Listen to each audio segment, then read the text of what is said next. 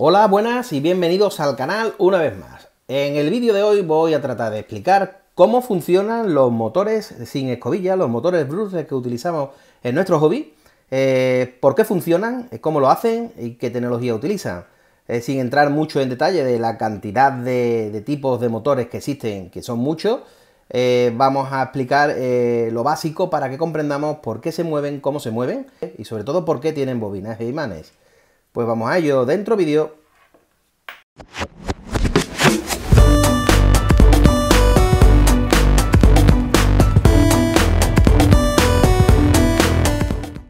Bien, en la red encontraréis muchos vídeos didácticos que os explican cómo funciona un motor y demás. Yo, como no tengo un duro, lo haré con un hilo conductor.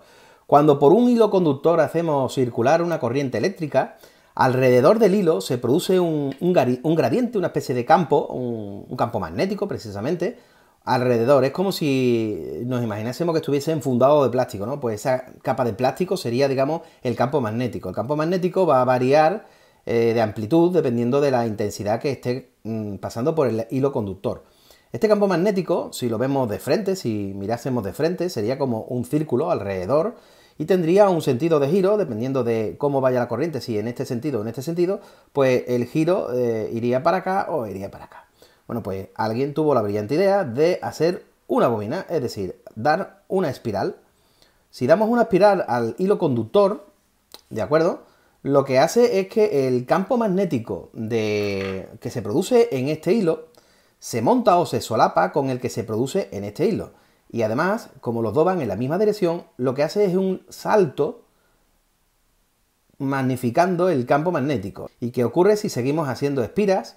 Pues estas espiras cada vez pues van saltando un campo magnético al del compañero, al que está al lado, produciéndose un campo magnético aún mayor. Si esto lo pasamos a un gráfico, a un dibujo, lo vamos a ver más claramente. Los electrones van saltando de una espira a la contigua, produciendo un campo magnético en la misma dirección. Con esto lo que conseguimos es que en los extremos de la bobina consigamos una polarización, con lo cual tenemos un electroimán.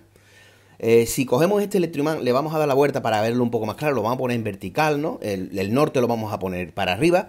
Si por el centro hacemos pasar un núcleo metálico, un núcleo de ferrita, por ejemplo, el núcleo metálico lo que nos hace es reconducir los campos magnéticos de la periferia, concentrándolos y consiguiendo que el electroimán sea aún más potente. Y como todos sabéis, los imanes que tienen la misma polaridad se repelen, mientras que si la polaridad es inversa, se atraen. Si esto lo llevamos a nuestro electroimán, pasa exactamente lo mismo, ya que se comporta como un imán. Con lo cual, si tienen la misma polaridad, se repelen, y si tienen la polaridad invertida, se atraen. ¿Qué pasa si ponemos dos imanes, uno en cada polaridad? Pues que uno va a atraerse al electroimán, mientras que el otro se va a repeler. Si ambos imanes estuviesen unidos por una única estructura física, pues lo que vamos a conseguir con la unión de estas dos fuerzas es una fuerza equivalente que hace que se desplace lateralmente el conjunto, produciéndose un movimiento. Nuestros motores son trifásicos, que significa que tienen tres bobinas en el interior. La disposición es en forma de triángulo. Hay muchas disposiciones, pero esta es la que normalmente utilizan nuestros motores brushless. Se pueden alimentar independientemente las bobinas, como estoy viendo en la tabla. Y además, estas bobinas están dispuestas en círculo. Y para aprovechar el torque, el par motor que produce este tirón magnético, pues se enfrentan las bobinas, como estoy viendo por colores, el rojo arriba y abajo. Y las tres bobinas forman 12 núcleos, 12 bobinas, que son las que mueven nuestras campanas. La campana del motor es la que tiene los imanes. Con lo cual, aunque en este dibujo solamente pinto 6, los motores nuestros tienen 14. Unidos a las bobinas, hacen el resto del trabajo. Y con eso lo que conseguimos es el movimiento circular característico de estos motores. La bobina, como estáis viendo aquí, para que los hilos no se toquen entre ellos, debe de estar aislada o esmaltada. Lo que hacen es que le echan una película, un esmalte, que hace las veces como la funda de plástico de los cables que normalmente vemos. ¿Para qué? Bueno, pues para que toda la corriente pase a través de toda la longitud del cableado y las bobinas se puedan apretar y se puedan comprimir entre ellas para que ocupen menos espacio. Esto llevado a las campanas, como vemos, Vemos totalmente prensadas y apretadas las vueltas de los hilos de las bobinas, pero realmente entre ellas no se están tocando, ya que tienen esa pequeña película, esa pequeña capa finita de esmalte, que hacen de que cada vuelta no toque con la contigua ni con las demás. Simplemente es como si estuviesen plastificadas, pero a una escala muy pequeña. Para intensificar el campo hay motores como por ejemplo el que acabo yo de dejar como ejemplo, este T-Motor, que en vez de llevar una sola bobina con un solo hilo, lleva 4 hilos de un grosor más pequeñito, de tal manera que donde entra una espira puede entrar 4 al mismo tiempo, produciéndose un campo magnético aún mayor. Dependiendo de la combinación de las vueltas de las espiras, de la corriente que le pase, de la potencia de los imanes, de la altura de los imanes, pues podemos tener potencias y motores de muchísimos tipos. Y ahora quiero que veamos un detalle que antes expliqué con una imagen en la que las bobinas tenían cada una un color, los tres bobinados, los tres hilos, las tres fases. Quiero que veáis cómo las bobinas están parejadas de dos en dos núcleos y el sentido de la bobina, en una de ellas está en un sentido y en la contigua está en sentido contrario. La que acabo de quitar está en sentido horario y esta que estoy desmontando está en sentido antihorario. Conforme voy devanando o debobinando, vemos como el giro es en sentido antihorario, mientras que en la contigua, que pertenece a la misma bobina, es en sentido contrario. ¿Qué ocurre con esto? Pues con esto lo que ocurre es que estamos teniendo un campo magnético positivo y negativo al mismo tiempo. La siguiente, si vamos quitando el cable, vamos viendo que nos vamos al otro extremo del motor, a los dos núcleos justo enfrentados, contrarios, y el bobinado también es en un sentido, en uno de los núcleos, y en el sentido contrario, en el otro de los núcleos. De esta manera, lo que tenemos es un torque, un par motor, un empuje en cada uno de los extremos del motor, que con la misma bobina nos está creando el campo magnético positivo y negativo para empujar estos imanes que dijimos que están agarrados en nuestra campana. De esta manera, esta fase hace un empuje, la otra fase también hace otro empuje y la tercera fase hace el tercer empuje para completar el sentido completo de giro de nuestros motores. Y bien, para explicar cómo funciona el campo magnético y cómo se comporta como un imán, lo mejor es un experimento físico, algo que podamos ver y que podamos palpar. Aquí tenemos el bobinado desmontado del motor, como vimos antes, y yo lo que voy a hacer es simplemente rasparle la resina con la que viene normalmente bañada para poder estañarla y soldarle las puntas para poder darle corriente a través de una lipo que vamos a utilizar para demostrar cómo se genera el campo magnético.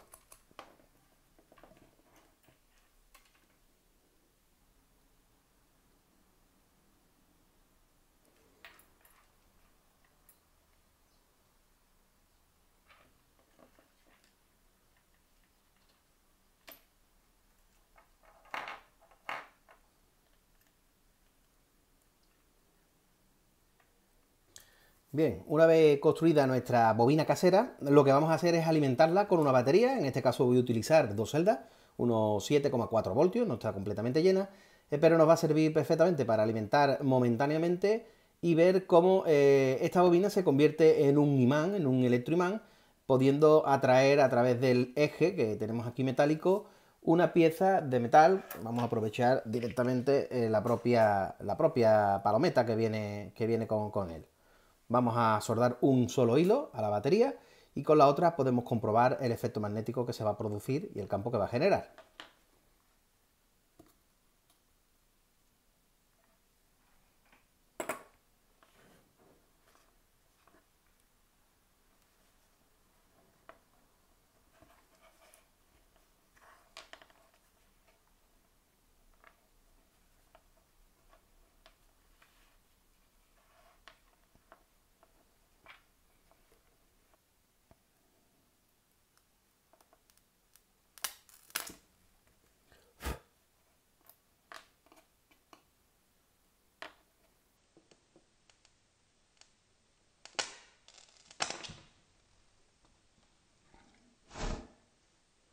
Bien, como habéis podido comprobar, la palometa se ha unido magnéticamente a la tuerca, o sea, perdón, al tornillo.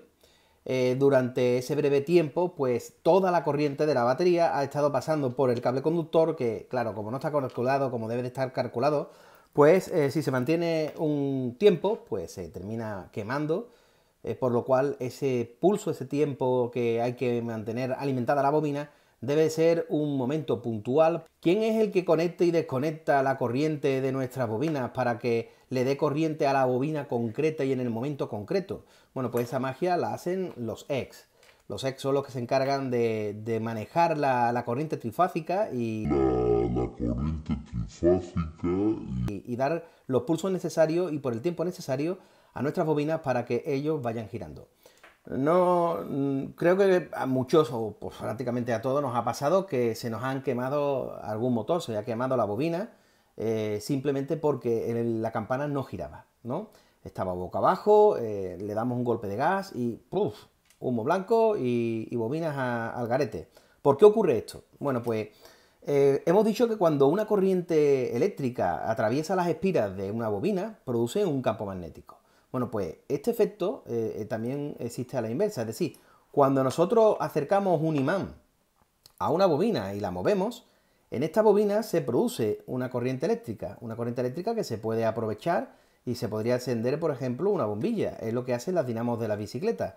Las dinamos de la bicicleta aprovechan el giro de la rueda para mover una serie de imanes que hacen generar un campo magnético en la bobina que produce corriente y esa corriente pues se aprovecha para encender un LED o encender una bombilla. ¿Qué ocurre cuando una campana no gira? Cuando la campana está estática por un golpe, se ha quedado quieta o simplemente porque las hélices se han doblado, están tocando la pata y no permiten girar. Pues que el EX sigue haciendo su trabajo, es decir, sigue mandando corriente eléctrica a la bobina sigue generando campo magnético y esos campos magnéticos no consiguen hacer girar la campana. Con lo cual se enfrenta, se quedan confrontados el campo magnético del imán con el campo magnético de la bobina.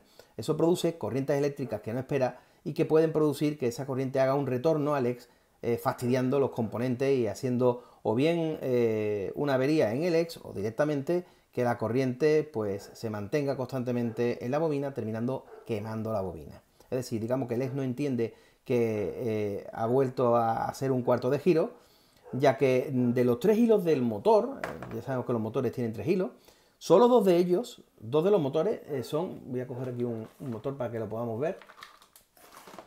Todos los motores son trifásicos y tienen 3 hilos. No están todos alimentados a la misma vez, es decir, primero se alimentan estos dos, a lo mejor, y luego se alimentan estos dos, y luego se alimentan estos dos. De tal manera de que vamos haciendo girar la campana cada vez un tercio para hacer el giro completo. Cuando hacemos girar estos dos, o sea, cuando alimentamos estas dos fases, el EX utiliza el tercer cable como feedback, o sea, como retorno de información para saber cuándo el giro se ha completado. ¿Por qué? Porque se producen campos magnéticos que también retornan por este cable y que son leídos por el EX para poder decir, bueno, ya ha terminado de girar, pues ahora desconecto estos dos y, por ejemplo, con estos dos. Cuando conecta estos dos, este hilo es el que devuelve la información de cuando termina de hacer el giro completo, ¿vale? Por así decirlo, no es exacto, pero creo que se entiende la idea. Cuando una campana no gira, esa información no llega, con lo cual el EX sigue alimentando esa bobina constantemente y ya habéis visto lo que pasa cuando una bobina es continuamente alimentada, termina quemándose, ya que al fin y al cabo la bobina no deja de ser un cortocircuito que se produce en nuestra batería, ¿no? Estamos haciendo un consumo total, es un conductor, hacemos un consumo total y aunque nosotros aprovechamos el campo magnético para hacer girar el motor, si mantenemos esa alimentación constantemente terminamos fastidiando la bobina. Una bobina abierta es un motor muerto. ¿Que podemos rebobinar, hacerle el rebobinado a las campanas? Bueno, yo creo que sí, que se puede, pero no lo veo muy útil, la verdad, para el precio que tienen estos motores. ¿Cuándo se bobina, cuándo se rebobina un motor? Hablamos de motores grandes, motores industriales, motores de lavadora, motores de coche, ¿no? O patinetes eléctricos que ahora tan de moda están. Utilizan este tipo de motores, de motores sin escobilla, motores brushless. Y claro, la pasta que cuestan, pues sí vale la pena a lo mejor comprar el hilo, hacer el rebobinado, etcétera, etcétera. El tamaño también de los motores influye mucho a la hora de poder hacer el trabajo manual del rebobinado. Hay vídeos que podemos ver en internet de cómo nuestros amigos los orientales pues hacen este trabajo fino con unas máquinas y que se encargan de hacer el bobinado automáticamente para no fallar tampoco y que todos los motores sean de las mismas características. Bueno, no me enrollo más, que me gusta hablar mucho, ya sabéis cómo va esto. Si os gusta, darle a like, compartir, suscribirse, comentad. Y nada, nos vemos en el próximo vídeo. ¡Chao!